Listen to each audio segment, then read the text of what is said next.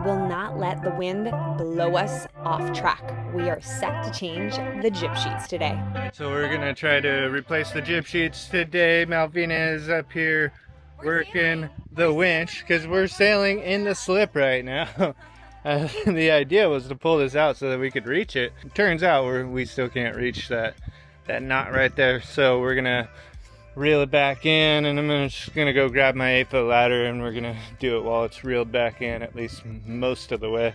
Yeah, Malvina's not that tall, unfortunately.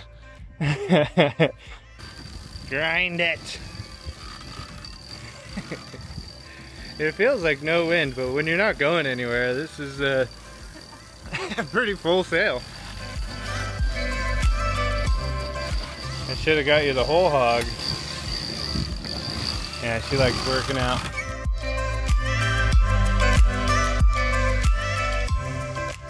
Yeah, we might just leave that little clew just barely out and then just put the 8-foot ladder on the deck. Then we're not fighting with it too much.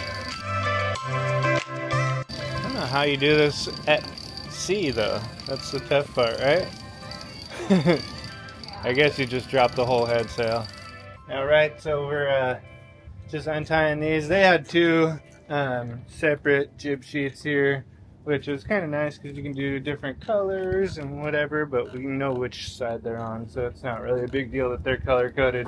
They had two bowlines on here. We're gonna do a continuous jib sheet with a butterfly knot on the clew here. So I'm just leaving this one sheet connected here right now. We're gonna paste this one out and mark our center point and cut our new line, and then yeah, we'll tie it back up, and then once it's all tied up and secured, then we can undo this last sheet here and take that down, and we'll have our new sheet up. Now you can always pace your line out on the boat, but it was pretty nice to have the whole dock to use. Now what are you doing? See what kind of leftovers we got, what we can use this one for. We got this for a super good deal, so we just bought the whole bundle. Just wrapping a bit of electrical tape around here to mark the center so we know where to start tying our knot once it's around that clew. And now we pull the rope up onto the boat. If only it was that simple. Now we got to find out how to tie this butterfly hitch.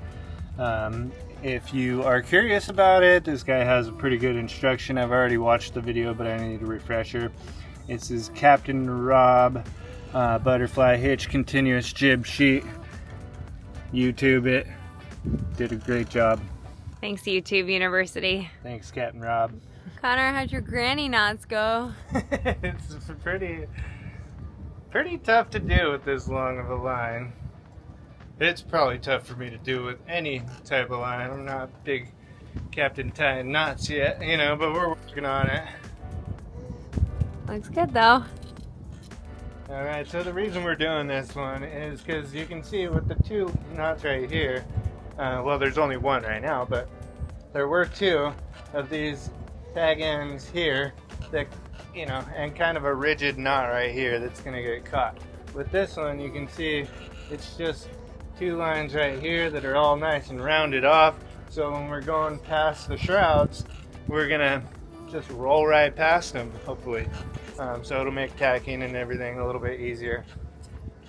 And yeah, feels pretty secure. Happy with it? Pretty. Pretty. We'll see. Connor's threading it back through. And back up around the winch, and we're good to go. Alright. Got it in on both sides. Good part is now this old jib sheet was the same coloring as the main sheet here, and both those lines were right in the same spot of the boat right here, and so it was easy to kind of get them all mixed up. So that's one little section where I do want separate colors. Port and starboard doesn't matter so much, but when the lines are right next to each other, let's keep them separate colors. Easier to identify and keep them from getting all tangled up. Can't seem to find Connor. Let's go see where he could possibly be on this beautiful day here. There he is.